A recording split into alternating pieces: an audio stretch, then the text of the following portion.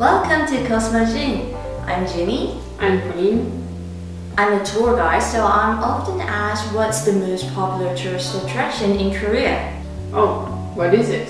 Joseon royal palaces in Seoul, such as Gyeongbokgung, Changdeokgung, and Deoksugung Palace. Last year, in 2019, over 13 million people visited Joseon palaces, Jongmyo the state shrine, and royal tombs. Today, I'll give you a brief account of Joseon royal palaces for you to have a better understanding before your visit to the palaces. Ready? Let's get started.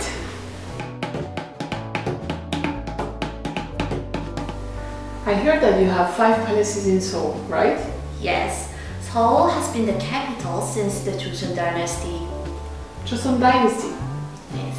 The Joseon dynasty is our last dynasty, which lasted from 1392 to 1910. That corresponds to the period between the beginning of the Renaissance and the outbreak of World War I in European history. Oh, I see. Back to the point. Seoul was called Hanyang at the time, so yes, Seoul has 5 Joseon royal palaces: Gyeongbokgung, Changdeokgung, Changgyeonggung, Deoksugung, and Gyeonghuigung. Oh, I have been to 3 of them: Gyeongbokgung, Changdeokgung, and Deoksugung. Those 3 are the most popular tourist attractions. Gyeongbokgung is the main palace where you can see the classic example of Joseon palace architecture. And Changdeokgung Palace is the only UNESCO World Heritage among 5 palaces that show both natural beauty of the traditional palace and tragic ending of Joseon dynasty. Deoksugung Palace is where you can see traces of modernization of Joseon. Why do you have so many palaces? Is there any specific reason? It was mainly for safety reasons. What if there's a big fire or huge damage on the palace? The king couldn't go to any places.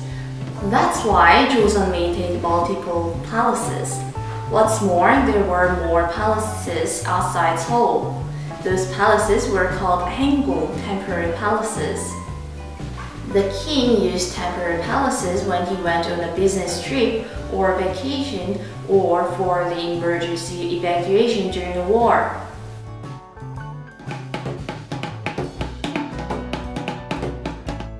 Can you tell me when they were built?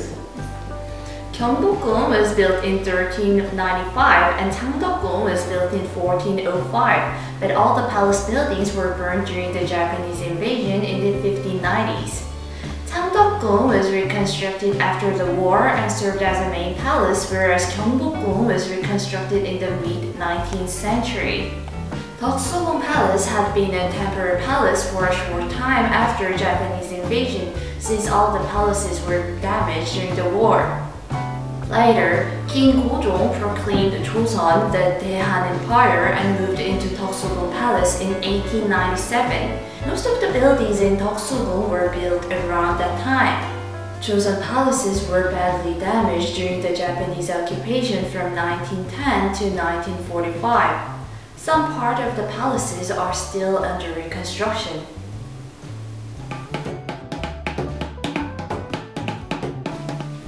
Now you have presidential system, right? Yes. Since when the last palace has been vacant?